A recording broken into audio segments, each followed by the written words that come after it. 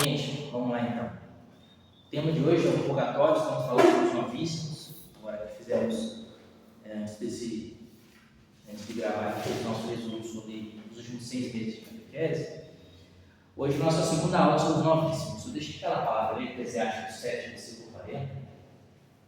Essa palavra diz assim: pensa nos teus novíssimos e jamais pecarás. O que são os novíssimos? São as últimas coisas que nos vão acontecer depois da morte. Todos nós morreremos. Né? Ninguém vai ficar para semente.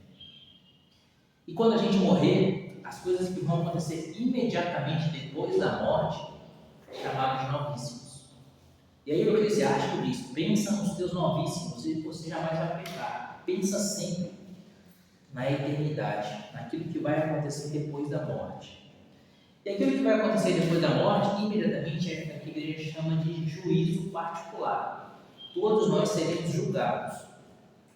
Estaremos na presença de Deus e seremos julgados. Juízo particular. Depois haverá o juízo universal, que é a segunda vinda de Jesus, em que ele há de julgar os vivos e os mortos. E diante de todos. Mas, no primeiro momento, nosso juízo particular vai estabelecer aonde nós passaremos a eternidade. E nós já vamos tomar a direção da nossa eternidade. A eternidade se passa em 2 estados de espírito: o céu e o inferno. Certo? O céu é a bem-aventurança eterna, na qual a gente vê a face de Deus, a beatitude, né? Onde temos o gozo completo da felicidade, a alma se enche totalmente de felicidade e de glória. São Paulo vai dizer na primeira carta aos Coríntios, capítulo 2, versículo 9: coisas que os olhos nunca viram, coisas que os ouvidos nunca ouviram, coisas que o coração humano jamais imaginou, que Deus tem preparado para vocês na vida eterna. E o inferno é a total ausência de Deus, onde a alma é torturada pela sua própria consciência, por aquilo que ela poderia ter feito para se salvar e não fez, pela negligência que ela cometeu, ela se amargura e ela se tortura a si mesma pela negligência que ela fez, por não ter se salvado, por ter permitido se viver uma vida desregrada. E os demônios vão torturando a alma com aquilo que lhe dava prazer nessa vida. Então é uma eternidade de sofrimento, de tortura indizíveis. É o inferno. Só que a palavra de Deus vai dizer em Hebreus capítulo 12, versículo 14, Hebreus 12, 14, a palavra diz que sem a santidade ninguém verá a Deus. Para entrar no céu, a gente tem que ser santo, 100% santo, totalmente santo. Levítico capítulo 19, versículo 2 diz: sede santos como o Senhor teu Deus é santo. Mateus capítulo 5, versículo 48, Jesus reitera dizendo: sede perfeitos como o vosso Pai Celeste é perfeito. São Paulo vai dizer que essa é a vontade de Deus, a nossa santificação. Ninguém entra no céu se não for santo. Deus nos manda ser santos, mas infelizmente, por uma desgraça nossa, a maioria das pessoas não é santa. Pode colocar aí a grande maioria, infelizmente. O que é a santidade? É a ausência de pecado. O santo é aquele que venceu o pecado. Quando não é só deixar de cometer o pecado mortal. Quando você deixa de cometer o pecado mortal, Santa Teresa d'Ávila diz que você entra no castelo interior, como se ela quisesse dizer que você está começando a sua caminhada com Deus, começando a conhecer a Deus. É a primeira morada do castelo, quando a gente deixa de cometer o pecado mortal. É apenas o início. Apenas o início. Ainda não é a santidade. A santidade consiste quando você vence até mesmo os pecados veniais por amor a Deus e começa a amar e ter intimidade com Deus de tal forma, de tal maneira, que nem os pecados veniais você comete mais. São Francisco de Sales, quando ele estava falecendo, perdão, estou com São Francisco de Sales na cabeça, foi São Tomás de Aquino. São Tomás de Aquino, quando ele estava falecendo, ele estava indo para o Vaticano, havia sido convidado para ir ao Vaticano, e no caminho do Vaticano ele passou na casa da irmã dele, irmã de sangue, e na casa da irmã dele ele ficou doente, ele percebeu que ia morrer, pediu que não morresse numa casa de uma pessoa secular, da família, né? Ele queria morrer no convento, então ele foi levado, ele era dominicano, mas foi levado para morrer no convento dos cistercienses. E ali no convento dos cistercienses, percebendo que a morte se avizinhava, ele pediu um sacerdote que o atendesse em confissão. E aí o padre foi atender São Tomás de Aquino, que estava morrendo em confissão. Depois que ele atendeu São Tomás de confissão, ele saiu do quarto chorando e disse assim: meu Deus, são os pecados de uma criança. Como se ele dissesse: não tem pecado, são os pecados de uma criança. Essa é a santidade. Só que a gente está muito longe disso, né? A gente ainda tem mágoa, rancor, ressentimento. O que acontece então com a alma que morre na amizade com Deus, ou seja, em estado de graça, sem pecado mortal, mas ainda não é santa?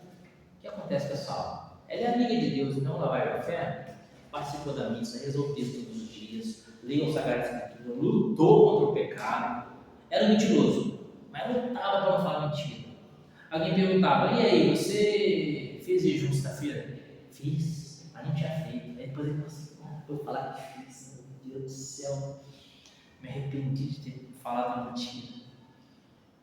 Aí depois: você vai em casa visitar? Vou. Não vai nada. Eu falei mentira de novo. Era mentiroso, mas não queria cair na mentira. Lutava contra a mentira, mas caía. Era um guloso. Lutava para vencer a gula, mas caía no pecado da gula. Ele queria ser agradável a Deus, mas não conseguia. E essa pessoa morre nesse estado, com a gula e com a mentira na alma. Vai ao inferno? Nós somos inimigos de Deus. Deus é misericordioso.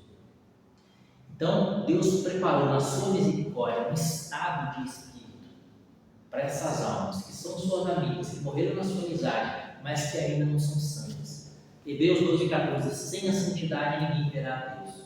O purgatório é esse lugar. Lugar entre aspas, né? Porque a alma não ocupa lugar. A gente fala lugar porque a gente está acostumado com essa realidade material na qual nós vivemos, de lugares, né? Estamos nesse lugar, nessa sala de aula, nesse lugar.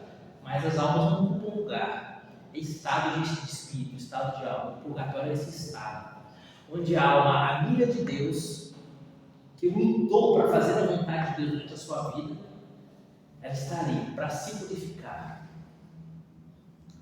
Purgatório, purgar significa purificar, purgante. Então, purgante, só toma um purgante para limpar o intestino, não é? Para purificar. Purgar significa purificar. E o sufixo óleo, oratório, lavatório, sanatório. Óleo significa lugar. Purgatório, lugar de purificação. Apesar de não ser lugar, como a gente acabou de comentar, mas esse é o significado. Um estado de espírito no qual a alma se purifica. Quero indicar para vocês esse livro aqui do professor Aquino. É muito pequenininho, mas é muito bom. O Purgatório, que a igreja ensina, São Felipe, do professor Felipe Aquino, editora Canção Nova. Nesse livro aqui, ele traz também um tratado do Purgatório de Santa Catarina de Gênova. Esse livro é muito bom, explica muito bem sobre a doutrina do Purgatório. Mas, para a gente entender um pouquinho o que é o Purgatório hoje, eu peguei 4 pontos aqui para a gente conversar. O fundamento teológico do Purgatório. Antes da gente entender o que é o Purgatório, a gente tem que perceber que esse fundamento, onde que a igreja se baseou para nos ensinar a doutrina do Purgatório. Em primeiro lugar, o livro dos Macabeus, segundo Macabeus, capítulo 12, versículos de 41 a 45. O povo macabeu combatia, era o povo macabeu. O povo judeu, né? Macabeus é por causa da família, né? Os judeus macabeus, seus irmãos. Mas o povo judeu combatia o helenismo, que seria a introdução da cultura helênica no povo de Israel. Estavam sendo dominados pela cultura helênica, que é a cultura grega, e eles queriam obrigar o povo de Israel a adorar os deuses daquela cultura, né? Hércules, Zeus, aqueles deuses gregos lá. E aí Judas Macabeu com a sua família se levantou para combater isso, para manter a fé verdadeira. Então eles lutavam pela fé verdadeira do Deus de Abraão, de Isaac e de Jacó. E um desses combates, uma dessas guerras, muitos judeus morreram. E quando foram ser recolhidos os seus corpos para serem sepultados, percebeu-se que havia pequenas imagens de ídolos, de falsos deuses, debaixo do manto deles. Sabe esse negócio que o pessoal usa figuinha hoje em dia? Pé de galinha não, né? Pé de coelho, né? Pé de coelho. Pé de galinha para comer. Se pé de coelho desse sorte, o coelho não morria nunca, né? Porque ele tem 2 pés, né? Ferradura, né? Se ferradura desse sorte, o cavalo também não trabalhava tanto de trabalho, porque ele tem 4 ferraduras. Né? Ferradura, pé de coelho, mais o que? Trevo de 4 folhas, essas superstições, né? Se você acredita em ferradura, você não acredita no poder de Deus, você acredita no poder da ferradura. Então, seu Deus é a ferradura. Meu, que coisa mais idiota, né? E etc. Né? Essas coisas são bem idiotas, mas são coisas que o demônio usa para nos amarrar.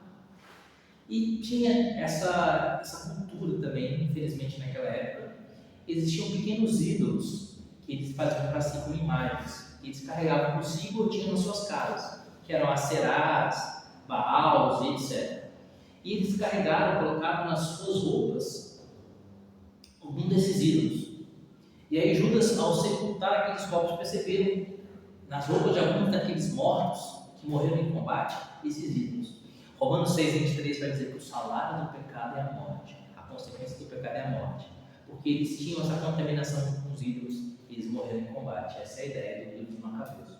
Só que eles morreram lutando pelo Deus de Israel. Apesar de terem esse pecado, morreram lutando pelo Deus de Israel. Então, eles eram amigos de Deus, queriam o reino de Deus, queriam o Deus de Abraão, Isaac e de Jacó, mas ao mesmo tempo tinham esse pecado. Então Judas Macabeu manda fazer uma coleta que se enviasse a Jerusalém para que se oferecessem sacrifícios por esses mortos, orações por esses mortos. Daí surge a ideia que fundamentou a palavra, né, purgatório, o lugar onde as pessoas morreram, estão as pessoas que morreram na amizade de Deus, mas que ainda não são perfeitas, precisam ser purificadas. E para que elas se purifiquem, a gente precisa oferecer por elas as nossas orações, como Judas Macabeu e os Macabeus fizeram. Segundo Macabeus, capítulo 12, versículos de 41 a 45. Agora eu vou pegar o Catecismo da Igreja Católica, no parágrafo 1030, do Catecismo da Igreja Católica, onde a Igreja traz a doutrina do purgatório. Olha o que ensina a Igreja. Purificação final, ou purgatório, é o título. Parágrafo 1030. Os que morrem na graça e na amizade de Deus, mas não estão completamente purificados, embora tenham garantido a sua salvação eterna, passam, após a sua morte, por uma purificação, a fim de obter a santidade necessária para entrar na alegria do céu. Esse parágrafo 1030 é tudo que eu falei até agora. Parágrafo 1031. A Igreja denomina purgatório essa purificação final dos eleitos, que é completamente diferente do castigo dos condenados. A Igreja formulou a doutrina da fé relativa ao purgatório, sobretudo nos concílios de Florença e de Trento, fazendo referência a certos textos da Escritura. A tradição da Igreja fala de um fogo purificador. No que concerne a certas faltas leves, deve-se crer que existe, antes do juízo, um fogo purificador. De fato, aquele que é a verdade afirma: a blasfêmia contra o Espírito Santo não será perdoada, nem neste mundo, nem no mundo que há de vir. Mateus 12, versículo 32. Dessa afirmação, podemos deduzir que certas faltas podem ser perdoadas no século presente, ao passo que outras faltas no século futuro. Vocês entenderam esse trecho aqui? O que a igreja está dizendo? Quando Jesus diz: a blasfêmia contra o Espírito Santo não será perdoada nem nesse mundo, nem no outro mundo. Jesus quer dizer, então, que algumas faltas são perdoadas aqui nesse mundo e que algumas outras faltas são perdoadas no outro mundo, ou seja, depois da morte. Que é exatamente o que Judas Macabeu e os Macabeus fizeram, rezando por aqueles que morreram em estado de pecado, mas não pecado mortal. Morreram lutando por Jesus. Jesus ainda não, né? Mas pelo Deus de Abraão, Isaac e Jacó, pela doutrina de Israel, pelo Deus verdadeiro, mas ainda tinham em si a contaminação dos falsos ídolos. O purgatório, na verdade, como que eu vou dizer para vocês? Como se fosse, entre aspas, a regra e o céu a exceção. O que eu quero dizer com isso? Que a 99,99% dos cristãos que morrem vão para o purgatório ou para o inferno. e apenas 0,01% vai para o céu. Aí isso é matemática, né? Não dá, é um exemplo que eu estou dando, não dá para fazer matemática com as coisas de Deus. Mas o que eu quero dizer com isso é que só aqueles que são 100% santos vão direto ao céu. E que, infelizmente, a grande maioria de nós não é 100% santo, então a grande maioria de nós, se estamos em estado de pecado mortal, que Deus nos livre dessa desgraça, vamos ao inferno. Mas aqueles que estão na igreja, que buscam a santidade, que buscam a vontade de Deus, estão em estado de graça, vão ao purgatório. E o que é o purgatório, então? Não é um lugar, como a gente disse, é um estado de espírito, no qual as almas que são amigas de Deus, que amam a Deus, sofrem. Elas sofrem principalmente pela saudade. Os santos dizem que o sofrimento do purgatório, que eles chamam de fogo porque o fogo ele é capaz de causar um grande sofrimento, não é? Imagina você acender uma vela e pôr o dedo sobre a vela. Você não consegue segurar, não consegue suportar. Santo Afonso Maria de Ligório, ele usa essa figura da vela. Santo Afonso de Ligório diz assim: se você não consegue suportar um segundo com o dedo sobre a vela, como você vai suportar o fogo do inferno pelos séculos dos séculos? Porque o fogo ele traz um sofrimento muito grande, ele destrói, né? O fogo destrói. Se você põe a sua mão sobre o fogo, ele vai destruir a sua pele. E se você não tirar, ele vai destruir tudo, até os seus ossos. Então, por isso que o inferno e o purgatório têm esse símbolo do fogo. Só que o fogo, além de destruir, ele também purifica. O ouro é provado pelo fogo. Então, aí está a diferença do sofrimento do inferno e do sofrimento do purgatório. O sofrimento do inferno é o fogo que destrói. O sofrimento do purgatório é o fogo que purifica. É um sofrimento. A alma do purgatório sofre, mas ela se purifica nesse sofrimento. Por quê? Ela sofre amando a Deus, desejando a Deus, buscando a Deus. Quanto mais ela deseja a Deus e não está na presença de Deus, mais ela sofre. Aquele sofrimento de saudade, aquele sofrimento de ansiedade, aquele sofrimento de necessidade de Deus. Como alguém que sofre sede, como alguém que sofre fome. Você deseja a comida, você tem necessidade da comida. Você olha no seu corpo, você vê os seus ossos aparecendo, você vê a consequência da falta da comida. Você deseja a comida. É um sofrimento de desejo. E que dói, a fome dói. Mas é um sofrimento de desejo que vai te saciar quando você encontrar a comida. É um sofrimento de sede. Aquela pessoa que sofre a sede, que está desidratada, a boca seca, não consegue nem sequer falar direito, os olhos fundos, a pele desidratada, a pele seca. E a pessoa percebe que está morrendo porque falta água. E ela deseja a água, ela sofre porque ela precisa da água, ela tem necessidade da água, ela percebe que a água é a vida dela. É isso que sofre as almas do purgatório. Por isso, nós precisamos rezar pelas almas do purgatório. Imagine você uma pessoa que tem um analgésico, certo? Você tem um analgésico, está aqui o seu analgésico. Imagina que esse copo aqui seja cheio de analgésico. E aí tem uma pessoa que você ama muito, sua mãe, seu pai, seu irmão, sua irmã, seu filho, seu marido, sua esposa, pessoa que você ama muito. Essa pessoa está passando mal, a pessoa está sentindo muitas dores fortíssimas. E esse analgésico pode aliviar as dores dessa pessoa. E você não dá analgésico para a pessoa, você deixa a pessoa sofrer. Isso é muita maldade, não seria muita maldade? Isso é o que nós fazemos quando nós não rezamos pelas almas do purgatório.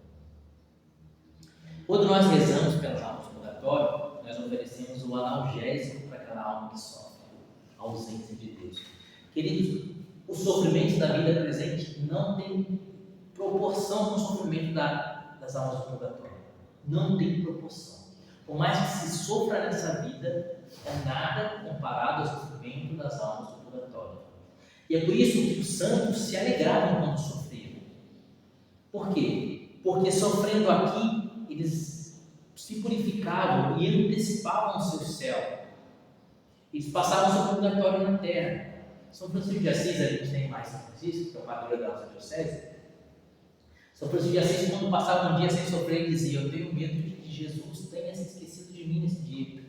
Porque cada vez que ele sofria, o oferecer aquele sofrimento a Deus como remissão dos seus pecados, como purificação dos seus pecados. E assim ele se aproximava cada vez mais do céu, antecipava o seu purgatório. Quando você sofrer, quando a vida te apresentar um sofrimento, pensa nisso e oferece esse sofrimento a Deus, para alívio do seu purgatório, e oferece também esse sofrimento para alívio das almas que estão no purgatório. Precisamos oferecer sofrimentos e orações pelas almas do purgatório. É oferecer o copo de analgésico para aquela pessoa que está morrendo, que está sentindo muita dor, que está sofrendo muito. Ofereça o copo de analgésico às almas do purgatório. E isso, a igreja, no seu tesouro, a igreja nos ensina que existem as indulgências. Você já ouviu falar das indulgências, né? O que são as indulgências? No tesouro da igreja existem as indulgências. As indulgências são reparações por pecados cometidos.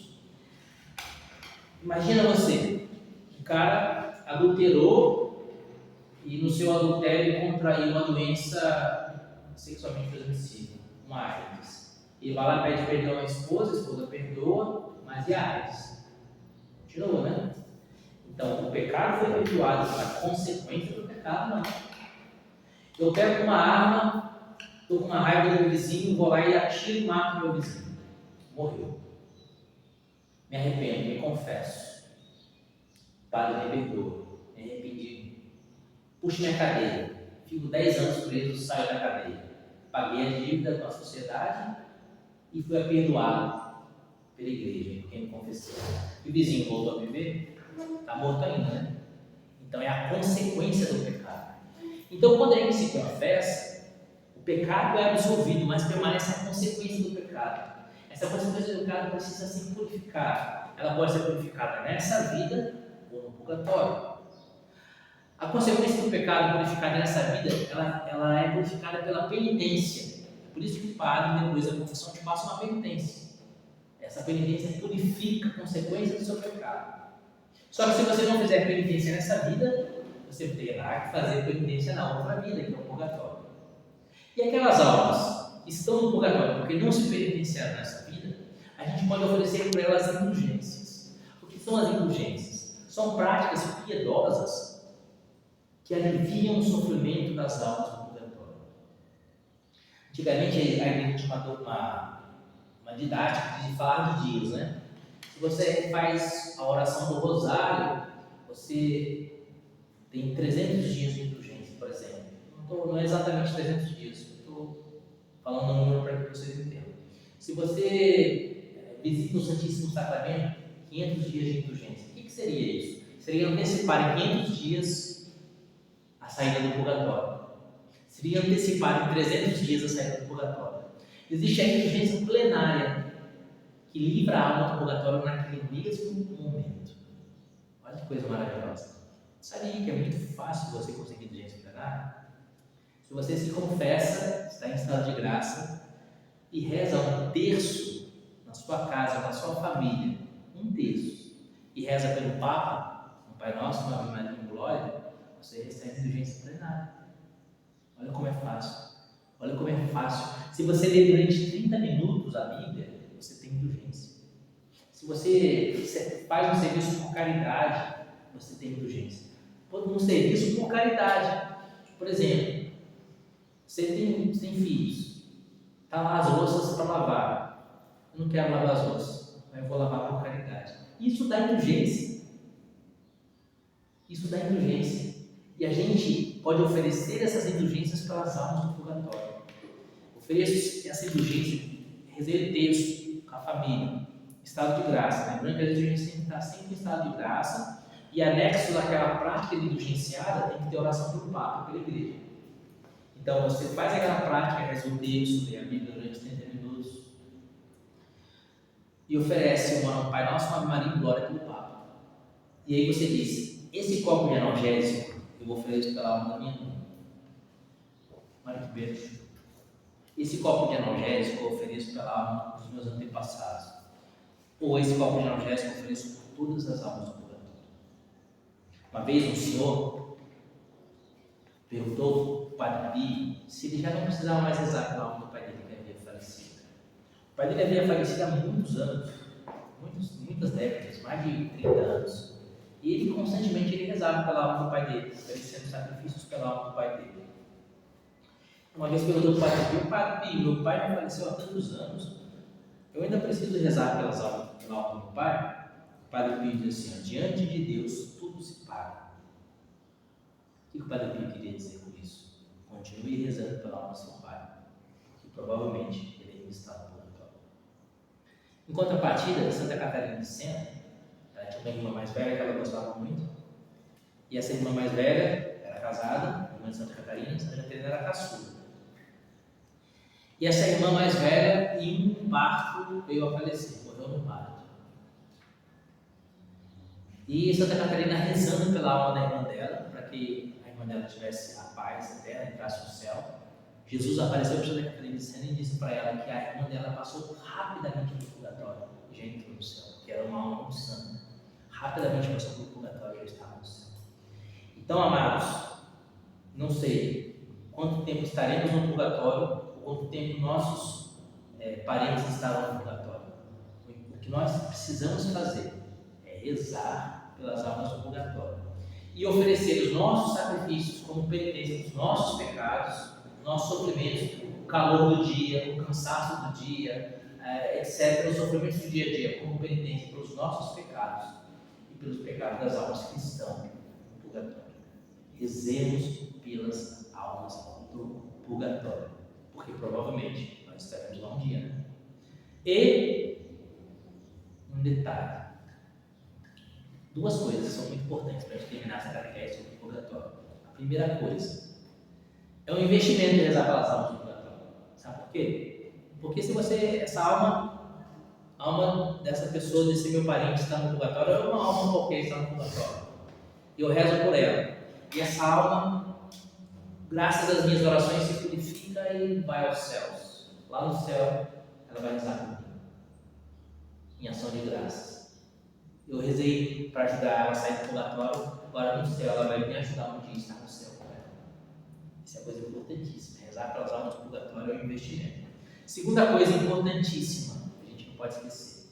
Nossa Senhora disse que ela tiraria do purgatório, no primeiro sábado, depois da sua morte, aqueles que usassem o escapulário. Vocês usam o escapulário? Nossa Senhora do Carmo? Olha que promessa. Nossa Senhora do Carmo disse que quem usasse o escapulário, no primeiro sábado, todo sábado é dia de Nossa Senhora, no primeiro sábado, depois da sua morte, ela retiraria do purgatório. Então, aí ó, uma arma para vocês. Vou deixar o meu aqui. Vai que eu morro hoje, né? Hoje é domingo, né? Ainda tem 6, pelo menos tem que ficar 6 dias no purgatório, né? Melhor do que 6 dias do que 6 séculos. Deixa eu ver o escapulário aqui. Usem o escapulário, tenham devoção, Nossa Senhora. Amem Nossa Senhora. Nossa Senhora é aquela que sempre vai aliviar as almas do purgatório. E aqueles que são devotos de Nossa Senhora vão rapidamente ao céu, passam pouquíssimo tempo no purgatório. A devoção a Nossa Senhora é uma grande arma de salvação. A devoção a Nossa Senhora é um sinal de predestinação. Quem vai dizer isso é São Luís Maria Grande. Amém? Então, rezemos pelas almas do purgatório. Deus nos abençoe e viva Maria Imaculada.